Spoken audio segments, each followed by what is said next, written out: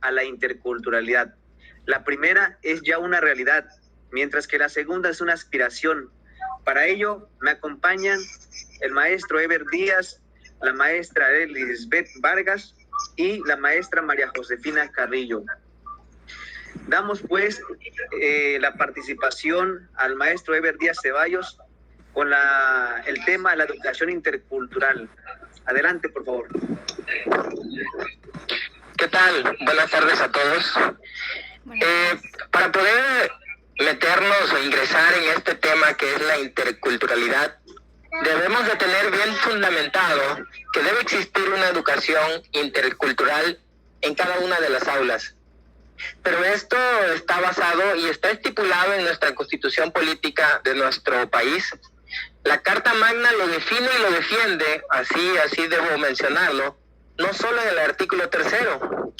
En el artículo 2º habla específicamente sobre ello y a la letra dice: las autoridades federales, estatales y municipales tienen la obligación, así tal cual lo dice, tienen la obligación, entre otras cosas, de garantizar e incrementar los niveles de escolaridad, favoreciendo la educación bilingüe e intercultural, la alfabetización y la conclusión de la educación básica. Por lo tanto, se remarca dentro de estos conceptos que el término intercultural está bien fundamentado en nuestra Constitución. No se trata de hacer actividades alternas y dispersas. Tenemos la responsabilidad como docentes de incluir actividades lúdicas y actividades donde la interacción entre cada uno de nuestros estudiantes sea de respeto, de tolerancia, pero siempre basándonos en esa equidad. Por otra parte, menciona también esta fundamentación en nuestra Carta Magna y define lo siguiente, que nuestras instituciones deben desarrollar programas educativos de contenido regional que reconozcan la herencia cultural de nuestros pueblos. Es decir, se debe adaptar a cada una de las zonas en México, porque como bien sabemos, México es vasto en cultura. Por lo tanto, por esta variedad de culturas, nosotros como docentes, es un hecho que en cada aula tenemos una diversidad cultural y es totalmente palpable. Por lo tanto, nosotros como docentes debemos de impulsar con nuestras actividades el respeto y conocimiento de las diferentes culturas. ¿Por qué? Porque si esto nosotros lo defendemos desde nuestras aulas, entonces estamos implementando, estamos ayudando y estamos motivando a que haya ese respeto intercultural del que tanto ya en nuestra sociedad y que se ve marcada por diferencias sociales, porque esto no se aprende o a lo mejor no se estaba valorando en las aulas. Entonces ahí radica nuestra responsabilidad y no podemos perder el rumbo, que esta responsabilidad está fundamentada en nuestra Carta Magna, como es la Constitución Política de los Estados Unidos Mexicanos. Es por eso la importancia de que nosotros lo conozcamos y sepamos que estamos regidos, no solo en el artículo 3º, sino también en el artículo 2º. Bueno, como introducción y fundamento, esta es mi aportación. Cedo los micrófonos al profesor Isaías para que nos indique qué compañero continúa. Gracias. Es decir, según lo que aquí ha referido el profesor Ever Díaz Ceballos, que debemos aspirar a la transformación de una sociedad en la que haya el respeto mutuo, ¿verdad? Y que además de eso se consigan ambientes de aprendizajes orientados a lograr verdaderamente el desarrollo integral de los alumnos. Es por eso que la maestra Arely Lisbeth nos va a hablar acerca de la asimetría escolar. Adelante, por favor. Como bien comentan los compañeros, una educación que contribuye a ser intercultural, pues debe de ser igual para todos, pero sin embargo, como en la mayoría de las circunstancias se presentan desigualdades y diferencias que es necesario combatir. La primera de estas dificultades es la asimetría escolar, la cual nos habla se enfoca más en las poblaciones indígenas, en las dificultades que ellos tienen que pasar, al tener menor acceso, el currículo no cumple con sus intereses o no se enfoca a atenderlos a ellos también, por lo que ellos tienen menos posibilidades de entender lo que se les está aportando, ese aprendizaje que se les está dando, y pues tienden a desertar. No continúan los estudios por tantas dificultades que presentan, aparte de que tienen menor acceso, pues su nivel es más bajo al no tener las mismas posibilidades, y es aquí donde deja de ser intercultural la educación. Esta asimetría escolar explica por qué los indígenas aprenden menos en la escuela, porque no reciben una educación que a ellos les interese o que a ellos les sirva, y sobre todo una educación que esté enfocada a su forma de vida y que les sirva para un futuro. El contexto en la escuela, con su contexto que se rodean diariamente, es muy diferente, y pues para ellos se les presenta como dificultad. Esta asimetría escolar se combate ofreciendo educación de calidad. Esta educación de calidad, pues debemos de buscar los caminos adecuados para cumplir y satisfacer sus necesidades, hablar sobre los conocimientos. Normalmente en la escuela se hablan sobre conocimientos de culturas pasadas, sobre tradiciones pasadas, de gente que ya no está viva. Sin embargo, no se habla de las culturas indígenas que tenemos vivas. Para hablar globalmente, en México desconocemos muchas culturas y no sabemos especificaciones sobre ellas. Se debe de hablar sobre cómo viven, a quién idolatran, cuáles son sus culturas, sus ideales, y de esta manera preservamos esas poblaciones indígenas.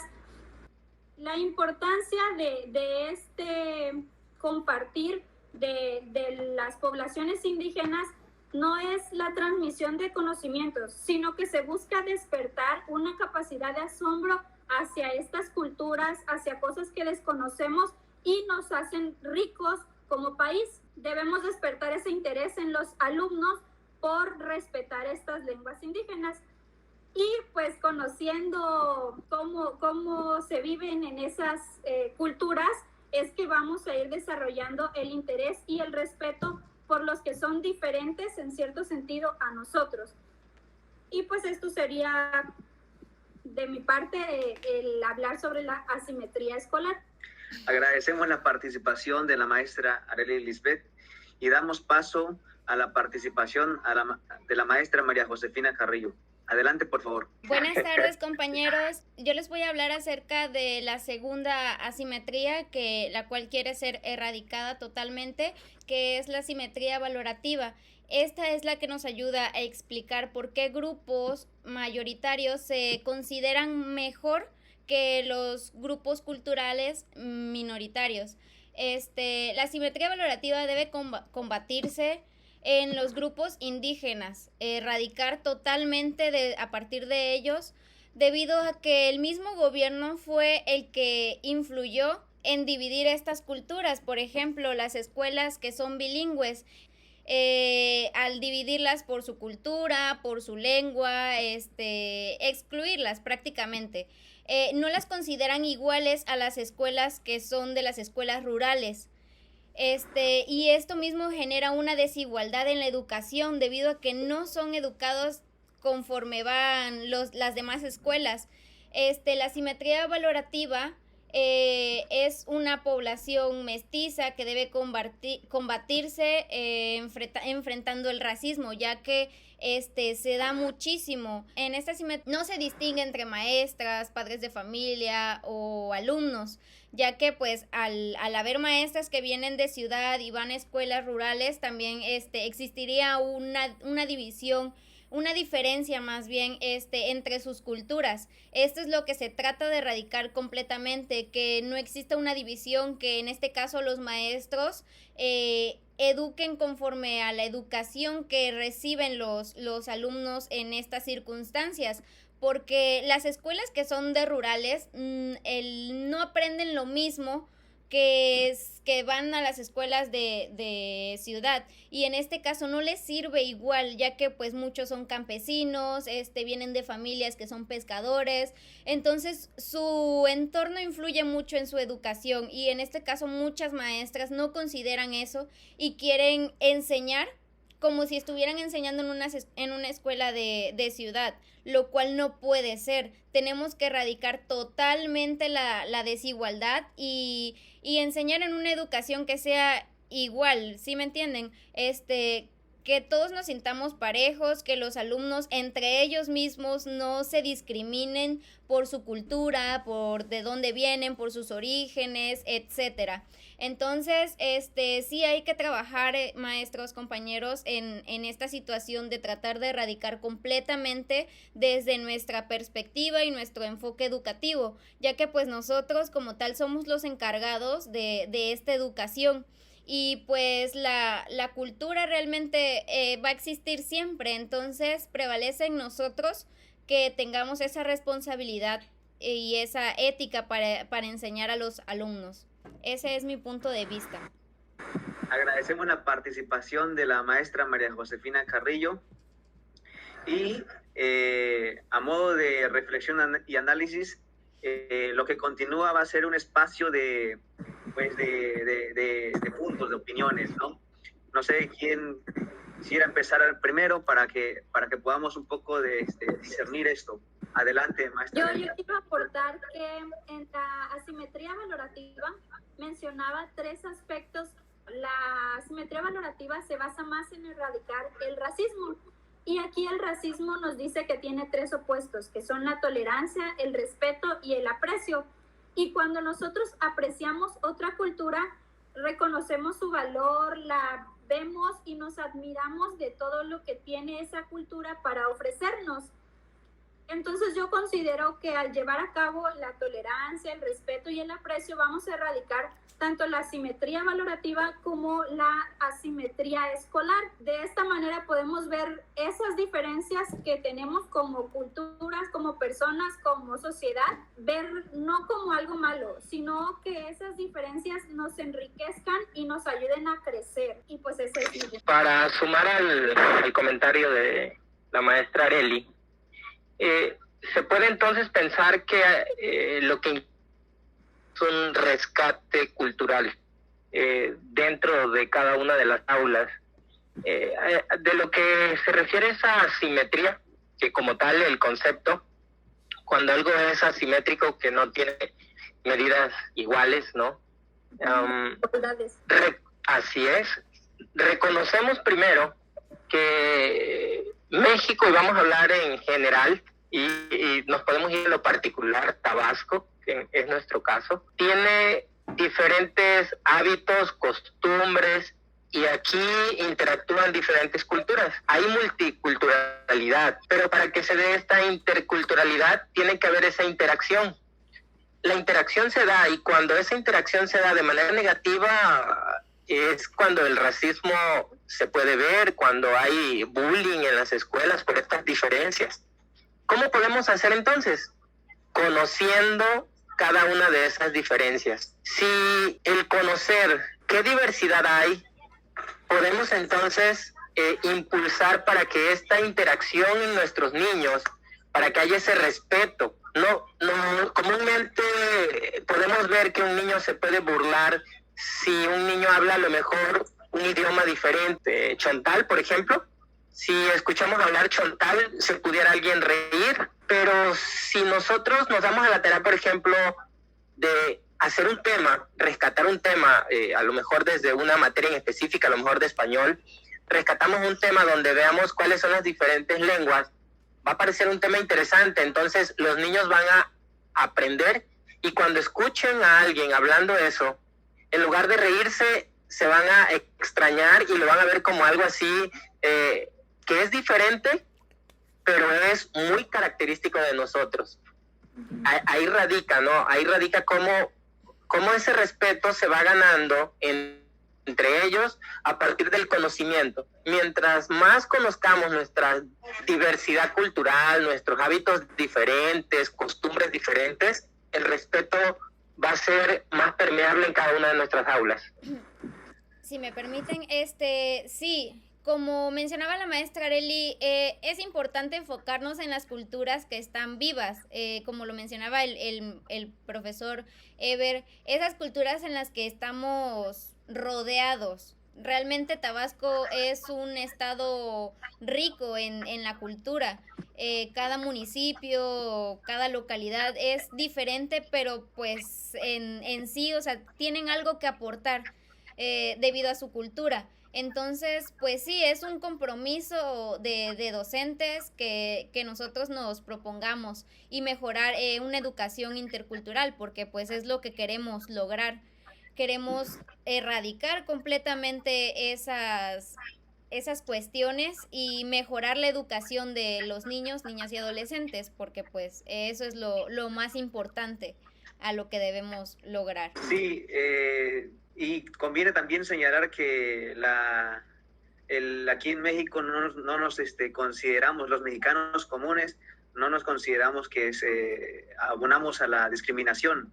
De hecho, eso es uno de los problemas que tenemos, ¿no? Que no nos consideramos como tales seres que podemos ser agentes que causan y conceden esta parte, ¿no? Tenemos ese gran compromiso como sociedad, como seres humanos, como pueblo, como sociedad, como gobierno, ¿no? La de erradicar esta parte, no solo combatirla, sino erradicarla. Desde luego, esta es una aspiración que es extrañable porque se necesitaría de mucho tiempo, de mucho esfuerzo, de la participación de todos, ¿no? Yo quiero comentar otro aspecto de la área escolar. Mencionaba Ever al principio que es necesario regionalizar los conocimientos que se van a impartir. Si nosotros, por ejemplo, en el plan de estudios tenemos como segunda lengua inglés, me quieren venir a que yo imparta una lengua extranjera cuando aquí en nuestro estado tenemos otras lenguas que pues se han dejado de lado y por lo mismo se están perdiendo. Pero si recuperamos esas lenguas y las impartimos dentro de los salones de clases, podemos volver a revivir, por así decirlo, esa cultura, ese idioma en algún aspecto. Y de esta manera ya no hacemos de lado a los pueblos indígenas, al contrario, los estamos incluyendo y es donde vamos a ir creando poco a poco una educación para la interculturalidad. Pero pues igual sería necesario reformular todos los currículos y hacer muchos cambios que pues sí se llevan su tiempo. Sí, y como mismo lo comenté hace rato, el mismo gobierno fue el que dividió el plan de estudios preescolar, primaria, los que son bilingües, los que son multigrado. Entonces ahí mismo empieza la desigualdad y como mencionaba la maestra Arely, es importante el punto que mencionó de inglés y los dialectos es muy importante porque aquí, al menos en Tabasco, hay muchísimas. Yo realmente pues no estoy informada en cuántas hay realmente, pero podríamos empezar por ahí porque los mismos indígenas tratan de ya no hablar su dialecto por miedo a ser discriminados, por miedo a no encajar en la sociedad. Entonces sí me parece un punto muy importante por el que podríamos empezar, pero pues sí, como comentó la maestra Arely, tendrían que cambiar todo y pues sería empezar de nuevo. No digo que estaría mal, pero pues tampoco digo que como que el gobierno esté comprometido por esa parte. Hemos llegado a un punto en el que vemos por un lado que esta interculturalidad de la que estamos hablando y en su momento nos hacen ver como algo, como pieza fundamental, clave en esta nueva forma o sobre la nueva escuela mexicana, donde se tiene que rescatar, y sí se tiene que rescatar, y lo remarco, nuestra nuestros rasgos culturales. ¿Por qué? Porque en una de las lecturas anteriores que tuvimos, se mencionaba como el gran error de Justo Sierra y Vasconcelos, que fueron los iniciadores, ¿no?, de esta revolución educativa, tuvieron un pequeño error, y el error fue pensando que para que México saliera al mundo y se erradicara esta falta de educación, se tenían que eliminar nuestras lenguas indígenas, que todos deberían hablar español. Y ese fue el primer error, fue uno de los primeros errores. No significa que hayan hecho todo mal, pero sí fue algo que lo marcó, y que ahora, en estos tiempos, se puede dar cuenta, y con los nuevos programas se está rescatando esto. Lo que ustedes dicen está perfecto. No podemos mirar hacia el extranjero queriendo traernos una lengua de fuera, perdiendo nuestra identidad. Podemos sí tener programas para que aprendamos otra lengua, pero primero hay que rescatar estas lenguas indígenas, porque si las perdemos, perdemos la identidad de nuestros pueblos. Y eso yo creo que no podemos hacerlo, porque es lo que nos identifica como mexicanos. Y si perdemos esa identidad, en otros países aprenden otras lenguas, pero sus lenguas de raíz no las pierden. Entonces, ahí es donde yo entiendo que si hay una materia, vamos a llamarla así, donde se aprenda otra lengua, pues debería existir de la mano, donde se debería rescatar esas lenguas que todavía hay marcadas en algunas zonas de nuestro estado. Mencionaba yo el chontal porque es como que la más conocida, ¿no? Para nosotros, la más cercana, pero hay otras lenguas indígenas que todavía se hablan en nuestro estado, y en nuestro país pues hay muchas lenguas indígenas que deberían rescatarse, y no por eso estamos quedándonos fuera de esta área educativa, ¿no? Bueno, pues igual por mi parte sería todo, y agradezco al profesor Isaías y a todos los que están en atención a esta plática. Muy enriquecedor la participación de todos. Como sustento hemos tomado de esta plática de la revista PRELAC el artículo que se llama el currículo a debate, que fue publicado por la UNESCO, ¿no?